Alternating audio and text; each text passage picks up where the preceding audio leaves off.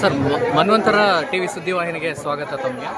So ಈಗ ರಾಮುಲ್ಲಾ ಅವರು ಪಕ್ಷದ ಅಧ್ಯಕ್ಷರಾದರೆ ನಮ್ಮ ಅಭ್ಯಂತರ ಇಲ್ಲ ಅಂತೇಳಿ ಹಲವರು ಹೇಳಿದ್ದಾರೆ ತಮ್ಮ ಪಕ್ಷದಲ್ಲಿ. ಇದ್ರ ಬಗ್ಗೆ ತಮ್ಮ ಅಭಿಪ್ರಾಯ ಏನು? ನೋಡಿ, ಪಾರ್ಟಿಯಲ್ಲಿ ಸುಮಾರಾಗಿ ನಾವು ಕೂಡ ಒಂದು 35 ವರ್ಷಗಳ ಕಾಲ ಸೇವೆ ಸಲ್ಲಿಸಿದ್ದೀವಿ. ಹಾಗಾಗಿ ಪಾರ್ಟಿಯಲ್ಲಿ ಕೆಲವೊಂದು ಅಂದರೆ ನನ್ನ ಆಸೆ ಇಷ್ಟೇ, ಎಲ್ಲರೂ ಕೂಡ ಬಂದು ಒಂದೇ ಪ್ಲ್ಯಾಟ್ಫಾರ್ಮ್ದಲ್ಲಿ ಪಾರ್ಟಿಯ ನಾಯಕರೆಲ್ಲರೂ ಕೂಡ ಮುಂದೆ ಪ್ರಯಾಣ ಬೆಳೆಸಬೇಕು. ಯಾಕಂದರೆ ಇವತ್ತಿದ್ದಂಥ ಕಾಂಗ್ರೆಸ್ಸಿನ ಸರ್ಕಾರದ ಪರಿಸ್ಥಿತಿ, ಕಾಂಗ್ರೆಸ್ಸಲ್ಲಿದ್ದಂಥ ವಿಚಾರಗಳನ್ನು ನೋಡಿಕೊಂಡ್ರೆ ಜನರಿಗೆ ಇರುವಂಥ ಪರಿಸ್ಥಿತಿ, ಕಾಂಗ್ರೆಸ್ಗೆ ಓಟ್ ಹಾಕುವಂಥ ಪರಿಸ್ಥಿತಿ ಯಾರೂ ಇಲ್ಲ.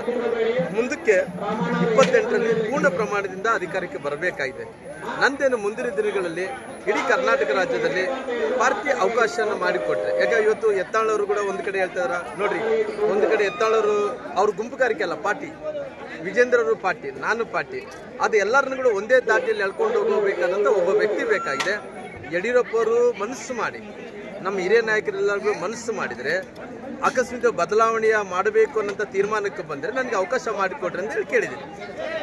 ಈಗ ಇರುವಂಥ ಹಲವು ಗೊಂದಲಗಳ ನಡುವೆ ತಾವು ಅಧ್ಯಕ್ಷರಾದರೆ ಹೇಗೆ ನಿಭಾಯಿಸ್ತೀರಿ? ನೋಡ್ರಿ, ರಾಮುಲವರು ಇವತ್ತು ರಾಜಕಾರಣ ಅನ್ನೋಂಥದ್ದು ಅನೇಕ ಬಾರಿ ಇಡೀ ರಾಜ್ಯದಲ್ಲಿದ್ದಂಥ 224 ಕ್ಷೇತ್ರಗಳು 30 ಜಿಲ್ಲೆಗಳಲ್ಲಿ ಸುಮಾರಾಗಿ ನನಗೆ ಗೊತ್ತಿರೋ ಪ್ರಕಾರ ನಾನು ಒಂದು 4 ಸಾರಿ ಎಲ್ಲ ಕ್ಷೇತ್ರಗಳಿಗೆ ಹೋಗಿ ಬಂದಿದ್ದೆ. ರಾಮುಲುನ ಇವತ್ತೇ ಹುಟ್ಕೊಂಡಂಥ ಲೀಡ್ರೇನಲ್ಲ, ಅನೇಕ ವರ್ಷಗಳಿಂದ ತೆಳಮಟ್ಟದಿಂದ ಇಲ್ಲಿ ತನಕ ಬಂದಿರುವಂಥ ಕಾರಣ. ಹಂಗಾಗಿ ಇವತ್ತು ಎಲ್ಲವನ್ನು ಕೂಡ ಸರಿಪಡಿಸ್ಕೋಬೇಕಂದ್ರೆ, ಯಾಕಂದರೆ ಇವ್ರಿಗೆ ಬೇಕಾಗಿಲ್ಲ, ಅವ್ರು ಬೇಕಾಗಿಲ್ಲ, ಅವ್ರು ಬೇಕಾಗಿಲ್ಲ ಅಂತೇಳಿ ಈ ರೀತಿ ವಾತಾವರಣ ಇರುವಂಥ ಟೈಮಲ್ಲಿ ಒಬ್ಬ ಮನುಷ್ಯ ಬೇಕಾಗಿದೆ. ಯಾಕೆ ಆ ಮನುಷ್ಯ ಎಲ್ಲರೂ ಕೂಡ ಸಮಾನವಾದಂಥ ಒಂದೇ ರೀತಿಯಲ್ಲಿ ತೊಗೊಂಡು ಹೋಗ್ಬೇಕಾದಂಥ ಮನುಷ್ಯ ಬೇಕಾಗಿದೆ. ನಮ್ಮ ಹಿರಿಯ ನಾಯಕರಾದಂಥ ಸನ್ಮಾನ್ಯ ಯಡಿಯೂರಪ್ಪ ಅಂದ್ಕೊಂಡ್ರೆ ಅಕಸ್ಮಾತ್ ಬದಲಾವಣೆ ಮಾಡಬೇಕನ್ನೋಂಥ ಪಾರ್ಟಿ ತೀರ್ಮಾನ ಆದರೆ ನನಗೆ ಒಂದು ಅವಕಾಶವನ್ನು ಮಾಡಿಕೊಡ್ರಿ ಅಂತೇಳಿ ಪರಿಪರಿಯಾಗಿ ಯಡಿಯೂರಪ್ಪವ್ರನ್ನ ಮತ್ತು ರಾಷ್ಟ್ರೀಯ ನಾಯಕರನ್ನ ಬೇಡ್ಕೊತೀವಿ. ಸರಿ, ತಾವು ಕೂಡ್ಲಿಗಿಗೆ ಬರ್ತೀರಿ ಅಂತ ಹೇಳಿ ಕೆಲವರು ನೋಡೋಣ. ನನಗೆ ನೋಡ್ರಿ, ಇವತ್ತು ನನ್ನ ಎಲ್ಲ ಕೂಡ ನನ್ನ ಕುಟುಂಬ, ಇವತ್ತು ನನ್ನ ತಮ್ಮನವರಾದಂಥ ನೇಮರಾಜ್ ನಾಯ್ಕ ಅವರು ಕೂಡ ನನ್ನ ಕುಟುಂಬ ಇದ್ದಂತೆ. ನಮ್ದು ಯಾವುದೇ ರಾಮುಲು ವಿಚಾರ ಬಂದ ಪಕ್ಷಾತೀತವಾಗಿ ನಾವೆಲ್ಲರಿಗೂ ಒಂದೇ ಕಡೆ ನಿಲ್ಲಂಥವ್ರು.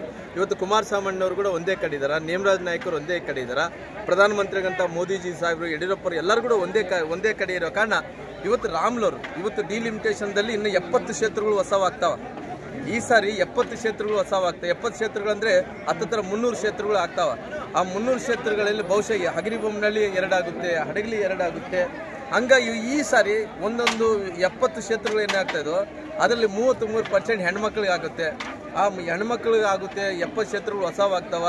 ಒನ್ ನೇಷನ್ ಒಂದೇ ಎಲೆಕ್ಷನ್ ಆಗುತ್ತೆ. ಇವೆಲ್ಲ ಕೂಡ ಸಮಾನವಾಗಿ ಬರೋ ಕಾರಣ ಮುಂದಿನ ದಿನಗಳಲ್ಲಿ ಎಲ್ಲೆಲ್ಲ ಅವಕಾಶ ಸಿಗುತ್ತೆ ನಮಗೆ ಗೊತ್ತಿಲ್ಲ. ಪಾರ್ಟಿ ಸಂಘಟನೆ ಮಾಡೋಂಥ ಕೆಲಸ ಮಾಡ್ತಾ ಇದೀವಿ. ಹಂಗಾಗಿ ನಾವೆಲ್ಲರೂ ಕೂಡ JDS ಮತ್ತು BJP ಒಂದಾಗಿ ಇವತ್ತು ಪಾರ್ಟಿ ಸಂಘಟನೆ ಮಾಡಿದ್ವಿ. ಮುಂದಿನ ದಿನಗಳಲ್ಲಿ ಕಾಂಗ್ರೆಸ್ ಈ ಕರ್ನಾಟಕ ರಾಜ್ಯದಲ್ಲಿ ಇರಬಾರ್ದು. ಇವತ್ತಿದ್ದಂಥ ಅಧಿಕಾರ ಇನ್ನೇನು ದುರುಪಯೋಗ ಮಾಡಿಕೊಂಡು ಅದು ನೆಲ ಸಮೇತ ಕಿತ್ತಾಗಬೇಕನ್ನೋಂಥ ಪ್ರಯತ್ನ ಮಾಡ್ತಾ ಇದ್ದೀವಿ. ಧನ್ಯವಾದಗಳು ಸರ್ ತಮಗೆ.